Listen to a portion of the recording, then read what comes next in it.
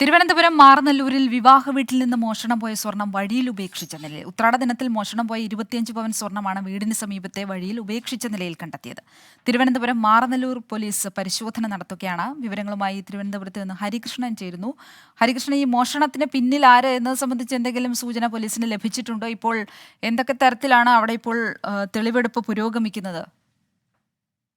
ശ്രീലക്ഷ്മി, ഇതുവരെയും അത്തരത്തിലുള്ള സൂചനകളൊന്നും പോലീസിന് ലഭിച്ചിട്ടില്ല. ഉത്രാട ദിനത്തിലാണ് ഈ സംഭവം ഉണ്ടാകുന്നത്. 25 പവൻ സ്വർണ്ണാഭരണങ്ങൾ ഈ വീടിന് സമീപത്തെ വഴിയിൽ ഉപേക്ഷിച്ച നിലയിലാണ് ഈ കണ്ടെത്തിയിട്ടുള്ളത്.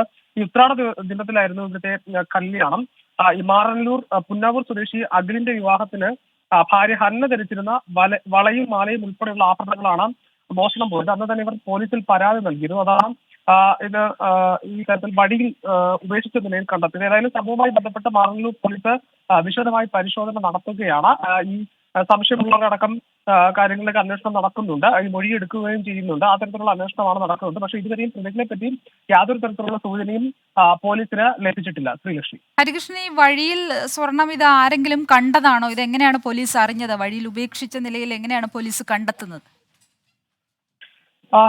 ശ്രീലക്ഷ്മി, ഈ സമീപത്തുള്ള ഒരാളാണ് ഈ സ്വർണം കണ്ടെത്തിയത്. അത് ആ സമീപത്തെ വീടുകളിലൊക്കെ ഇത്തരത്തിൽ ഇവിടെ നിന്ന് ഇത്തരത്തിൽ സ്വർണം പോയതുമായി ബന്ധപ്പെട്ട് വാർത്ത പരന്നിരുന്നു. അതിനുശേഷമാണ് ഇത്തരത്തിൽ ഈ സ്വർണം ഉപേക്ഷിച്ച നിലയിൽ കണ്ടെത്തുന്നത്. അങ്ങനെയാണ് ഇത് ഈ വീട്ടുകാർ അറിയുന്നതും ആ തരത്തിൽ അവർ തിരിച്ചെടുക്കുകയും ചെയ്യുന്നത്. ഏതായാലും ഈ സംഭവവുമായി ബന്ധപ്പെട്ട് വിശദമായ അന്വേഷണം നടത്താനാണ് പോലീസ് നടത്തുന്നത്.